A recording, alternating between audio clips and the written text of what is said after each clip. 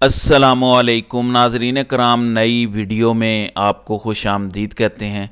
बहुत बड़ी डेवलपमेंट्स हो रही हैं। तहरीक इंसाफ को इस्लामाबाद हाई कोर्ट से बहुत अच्छा फ़ैसला मिला है। तहरीक इंसाफ की इस्लामाबाद से जो क्लीन स्वीप में तीनों सीटें हैं जो नून लीग को प्लेट में रख कर दे दी गई थी, इन तीनों सीटों के नोटिफिकेशन भी जारी कर दिए गए थे इलेक्शन कमीशन की जानिब से।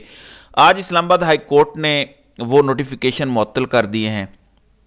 आज अगर आपने रिमार्क्स जो रिपोर्ट किए गए हैं वो कहीं पढ़े या सुने हैं, तो जो रिमार्क्स आए हैं उनसे पता चलता है कि अदालत भी देख के अंगुश्त बदंदा है कि ये कौन है जो इस तरह के नताइज जारी कर रहे हैं इलेक्शन कमीशन में बैठकर। तहरीक इंसाफ को तीनों सीटों पे पॉजिटिव फैसला मिल चुका है। अब सिर्फ देखना है कि इलेक्शन कमीशन आगे करता क्या है। इसी तरह बाकी सारी सीटें भी जो पंजाब की हैं, जो सिंध ख़ास तौर पर कराची में और शहरी इलाकों में हुआ है, अगर अदालतों ने 30% भी फैसला कर दिया तो तहरीक इंसाफ की पंजाब, खैबर पख्तूनख्वा और वफाक में बआसानी हुकूमत बन जाएगी, सिंगल लार्जेस्ट पार्टी होते हुए बगैर किसी इत्तेहादी हुकूमत के ये हुकूमत बन जाएगी। अभी सिर्फ शुरुआत हैं और कहने वाले कह रहे हैं कि आमिर फारूक ने ये केस लगाए ही उन आज़ाद जजेस के सामने इसीलिए है कि प्लान का ये हिस्सा है कि नून लीग को मजबूर किया जाए कि अगर पंजाब लेना है तो वफाक भी लेना पड़ेगा और सब कुछ कंट्रोल करना पड़ेगा। हमें फ्रंट तुम्हें ही प्रोवाइड करना पड़ेगा। जाहिर है हुकूमत तो उन्होंने ही चलानी है जिन्होंने SIFC बनाया है, लेकिन फ्रंट पे फेस नून लीग का इनको रखना पड़ेगा। ये अब इनसे डिमांड की जा रही है, वरना फिर आज़ाद जजेस के पास ये केस लगेंगे, आज़ाद जजेस इंसाफ के मुताबिक फैसले देंगे और तुम्हारी सारी सीटें वापस हो जाएंगी और पीछे रह जाएंगी 17 सीटें।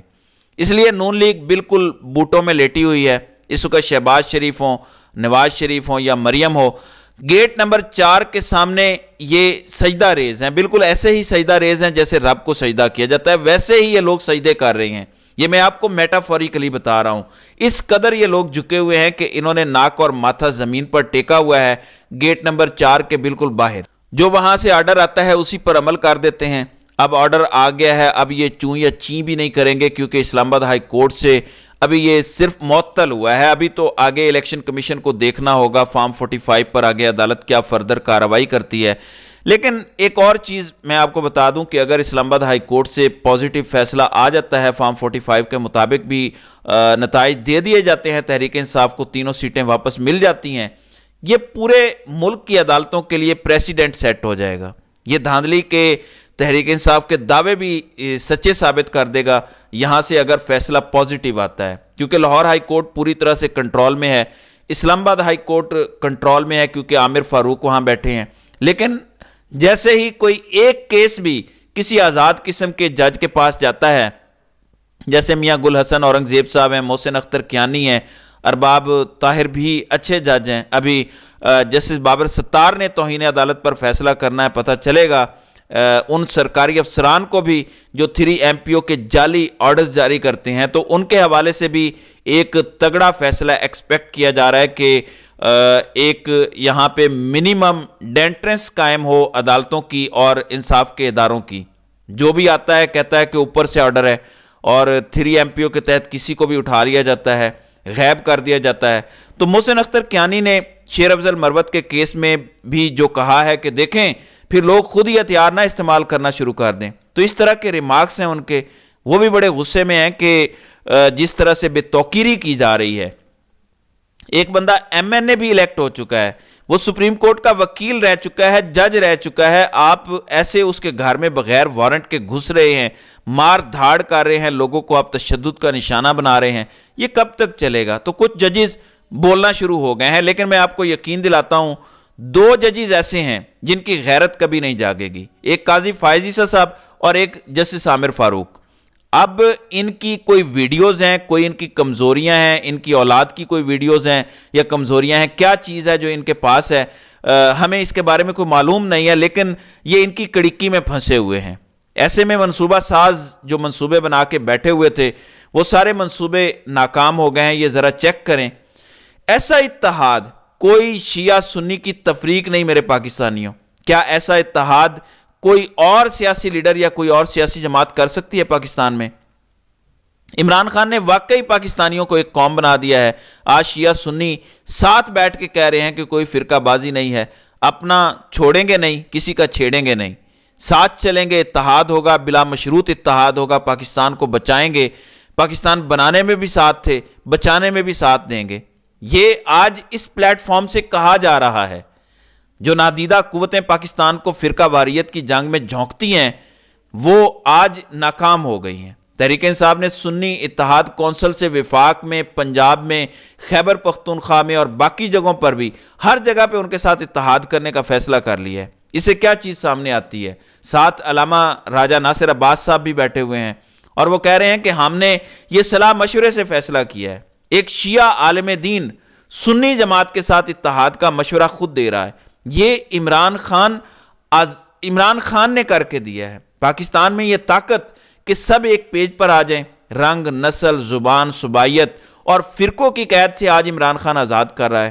آج یہ جو ہم نے سینز دیکھے ہیں یہ ان پریسیڈنٹڈ سینز ہیں. آج ایسے سینز دیکھے ہیں, وہ قوتیں جو کبھی ایک دوست ملک کے نام پر دوسرے کو مرواتی ہیں, کبھی دوسرے ملک کے نام پر پہلے کو مرواتی ہیں اور یہ خود کرواتے ہیں. عمران خان نے آج سے 10-12 سال پہلے کسی کو انٹرویو دیا اور بتایا کہ ہمارے پاس ساری مذہبی جماعتیں آئیں اور کہا کہ آپ ہماری آپس میں غلط فہمیاں دور کروائیں. تو پوچھا گیا تو انہوں نے کہا کہ ادارے ہماری لڑائیاں کرواتے ہیں. سو جو لڑائیاں کروانے والے ہیں وہ بھی ساتھ نہیں بٹھا سکتے, لیکن عمران خان جیل میں بیٹھ کر انہیں ساتھ بٹھا رہا ہے. جو پاکستان میں فرقہ واریت کی آگ لگانے کی کوشش کی گئی تھی, جو سازش تھی, عمران خان نے جیل سے بیٹھے ہوئے اسے بھی ناکام بنا دیا ہے. اب اگر پی ڈی ایم نامی گلدستے کو پھر بھی پاکستان میں بٹھانے کی کوشش ہوتی ہے تو ایک ایک کر کے ان کی لیڈ ختم ہو جائے گی. اسلام آباد کی سیٹیں واپس آئیں تو پورے ملک سے پھر واپس آنا شروع ہوں گی. سلمان اکرم راجہ نے اتنی آسانی سے اون چودھری کو سیٹ ہضم نہیں کرنے دینی. اون چودھری نے بیان تو دیا, عدت کیس میں بغیرتوں کا کردار ادا کیا, اس کا اسے انعام تو دینا تھا. آپ سوچیں ایک سیکنڈ کے لیے, میرا آپ سے ایک سوال ہے. آپ بھی جانتے ہیں, میں بھی جانتا ہوں کہ عمران خان کے خلاف یہ سارے کیسز کون بنا رہا ہے, کس نے بنائے, کس نے سزائیں دلوائیں, سب کو پتہ ہے. میرا آپ سے سوال ہے کہ جو لوگ اون چودھری سے ایک گھٹیا کیس میں گھٹیا جھوٹی گواہیاں دلواتے ہیں پھر اون چودھری کو انعام کے طور پر سیٹ دیتے ہیں, ان کا اپنا کردار کیسا ہوگا؟ یہ میرا آپ سے سوال ہے, آپ ذرا مجھے کامنٹ میں جواب دیں. جو اون چودھری جیسے گندے انسان کو, جو ایک ایسا کیس کرتا ہے کہ میاں بیوی کے حلال رشتے پر کوسچن مارک ڈلواتا ہے, جو جھوٹے گواہ تیار کر کے لے کے آتا ہے, اس کو انعام کے طور پر ایک ایسی سیٹ دی جاتی ہے جہاں پہ اس کی ضمانت ثبت ہوئی ہو, تو دینے والوں کا کردار کیسا ہوگا؟ لینے والوں کا کردار تو آپ کے سامنے ہے. اس لیے ناظرین کرام, پاکستان بچانے کی جنگ ہے. اس ٹائم بد کردار لوگوں نے پاکستان پر قبضہ کر لیا ہے. دیکھیں ایک ٹائم تھا, ایک گریس ہوتی تھی, ایک کلاس ہوتی تھی, وہ ختم ہو چکی ہے. کلاس لیس, لو لیول کے, لو انٹلیکٹ لوگ جو ہیں وہ قابض ہو چکے ہیں. ان کو اپنی ذات سے آگے, اپنی نوکریوں, اپنی ایکسٹینشن سے آگے کچھ بھی دکھائی نہیں دیتا. اس لیے پاکستان کا وجود خطرے میں پڑ چکا ہے. اس لیے میں بار بار یہ بات کہتا ہوں, تنبیہ کرتا ہوں کہ ہمت ہارنا آپشن نہیں ہے. اسلام آباد ہائی کورٹ سے اگر اچھی خبر آئی ہے, معطل ہوئے ہیں تینوں نوٹیفیکیشنز, تو نون لیگ تو پہلے ہی کمزور وکٹ پر ہے. 15-20 سیٹیں بھی نکل گئی اگر بیچ میں سے تو یہ حکومت نہیں بنا سکیں گے. یہ میں آپ کو بتا رہا ہوں, صرف 15-20 سیٹیں. تحریک انصاف تو 80-90 سیٹوں پر دعویٰ کر رہی ہے. صرف راولپنڈی ڈویژنز کی 13 سیٹیں, اسلام آباد کی 3 سیٹیں, یہ ہو جاتی ہیں 16 سیٹیں جڑواں شہروں سے. لاہور اور کراچی میں سے اگر آپ صرف 20% بھی نتائج ٹھیک کر دیں تو تحریک انصاف اکیلے حکومت بنانے کی پوزیشن میں آ جائے گی. سمپل میتھ ہے یہ. پنڈی, اسلام آباد, لاہور, کراچی, 4 شہروں سے آپ سیٹیں ٹھیک کر دیں, باقی چھوڑ دیں جہاں بھی آپ نے دھاندلا کیا ہے, تحریک انصاف حکومت بنا لے گی. اب یہ تو بڑے شہر ہیں, یعنی جو لوگ یہ کہہ رہے تھے کہ تحریک انصاف شہروں میں ہے, دیہاتوں میں نہیں جیتے گی, انہوں نے سب شہری علاقوں میں تحریک انصاف کو ہرا دی ہے. پنڈی سے کلین سویپ نون لیگ کو کروا دیا, کراچی سے ایم کیو ایم کو کلین سویپ کرا دیا, لاہور سے نون لیگ کو اچھی خاصی سیٹیں دلوا دیں. مطلب آپ وہ بونگی ماریں جو لوگ مان بھی لیں. آپ دیہاتی علاقوں میں کرتے دھاندلی تو سمجھ بھی آتی. آپ نے ان شہری علاقوں سے پی ٹی آئی کو ہرا دیا جہاں سے وہ 2018 میں بھی نہیں ہارے. آپ نے اب اڑا دیا جب عمران خان اپنی تاریخ کے سب سے پاپولر لیول پر ہے.